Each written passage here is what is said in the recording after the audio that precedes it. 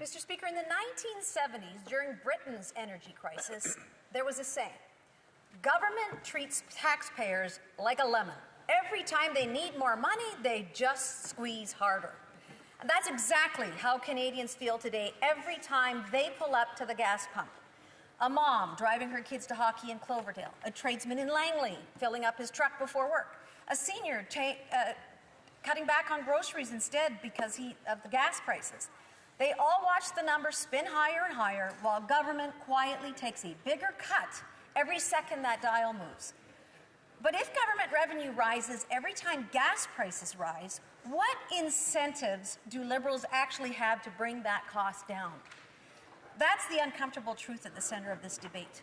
Every time families pull up to the pump and watch those numbers climb higher, Ottawa is standing right there with their hand out.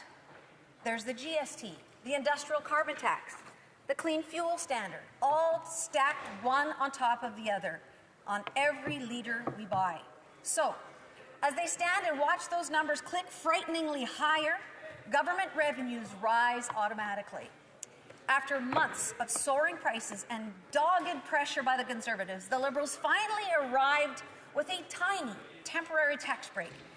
And they presented it as though they performed some great act of economic heroism.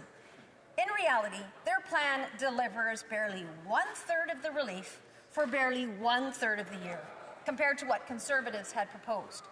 They want Canadians to believe that the cupboard is bare, that this is the absolute limit of what government can do, when in fact, they could remove all federal taxes on gas and diesel tomorrow morning and give some real and actual relief to Canadians. But that would require government to give up revenue. And modern Liberals have become far too comfortable spending other people's money. So instead of real relief, Canadians are handed a carefully staged announcement designed to generate headlines, applause in Ottawa, and just enough temporary relief to dull public anger while families continue struggling under the weight of higher energy costs. Meanwhile, the single mother driving to work, the tradesman filling up his truck, and the senior choosing between groceries and fuel are expected to celebrate crumbs while government continues feasting on the loaf. That's why Conservatives brought forward this motion. Remove all federal taxes on gas and diesel for the rest of the year and permanently scrap the costly clean fuel standard so Canadians can finally get some relief. Milton Friedman once joked that if government were put in charge of the Sahara Desert, within 5 years there would be a shortage of sand. We laugh because we understand the deeper truth behind it, that governments interfere too heavily in markets, pile on taxes, add layers of bureaucracy, and try to centrally plan the economy from Ottawa boardrooms. Those people who can least afford it will eventually pay the price. And that's exactly what's happened in Canada. Think about it. Back in 2014, oil prices were sitting at roughly the same level they are today, around $100 a barrel. Yet Canadians were paying about $1.37 a litre. Today, those same litres cost closer to $1.87. That's roughly 50 cents more per litre, even though the global oil price is essentially the same. So what changed? Liberal taxes, of course. Over the last decade, Canadians have been buried under a growing pile of federal costs layered onto energy. The industrial carbon tax, the clean fuel standard, and then GST charged on top of the entire inflated amount. Tax upon tax upon tax, all justified by politicians who never seem to notice that working people still have to drive to work. Farmers still have to harvest the crops, and families still have to get their kids to school. And here's the part Canadians are beginning to understand very clearly. Every time gas prices rise, government revenues rise as well. Ottawa profits from expensive energy, while ordinary Canadians are punished by it. That's why the finance minister's comments were astonishingly tone-deaf when he claimed that the Liberals had acted faster and more comprehensively than peer countries. Canadians are not looking for a trophy in international political theatre.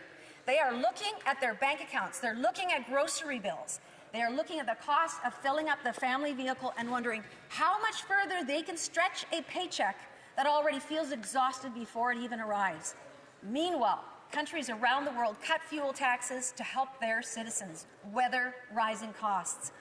Conservatives propose removing all federal taxes on gas and diesel for the rest of the year, saving families roughly 25 cents a litre, or about $1,200 for a family of four.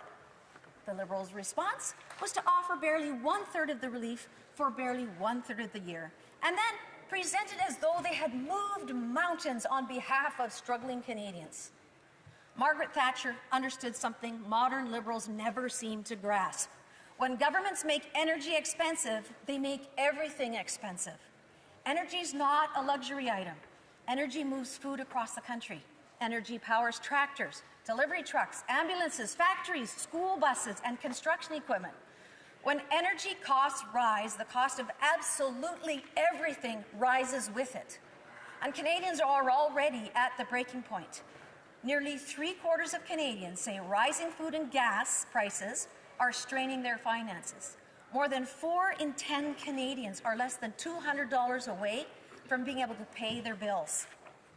Think about that. One unexpected repair bill, one extra grocery trip, one tank of gas. That's how close millions of Canadians are living at the edge after a decade of Liberal credit card budgets, inflationary deficits, and economic mismanagement.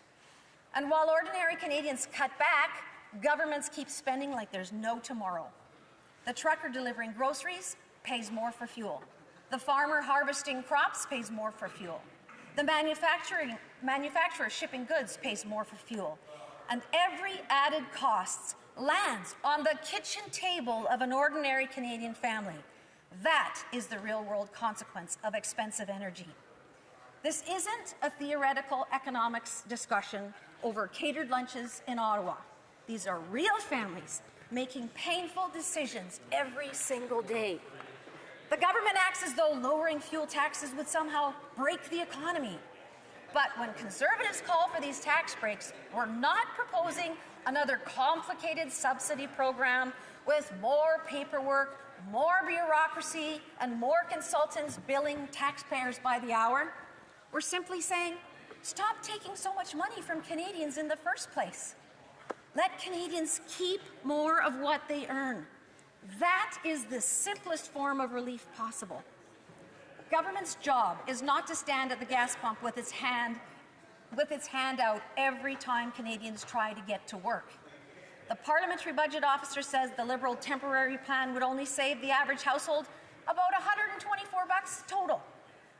Mr. Speaker, Canadians cannot run a family budget on symbolic gestures. Conservatives are proposing relief that would actually have impact. The Liberals simply don't want to give up the revenue. Mr. Speaker, at the heart of this debate lies a very simple question. Who should keep that money? Should it remain in the pockets of men and women who rise early, work long hours, drive trucks, build the homes, harvest the crops, and keep this country moving? Or should more and more of it flow to Ottawa, where government has developed an endless appetite for spending, but remarkably little interest in restraint? Conservatives believe Canadians have already paid enough. After a decade of Liberal deficits and taxes, families aren't asking for luxuries. They're asking for breathing room.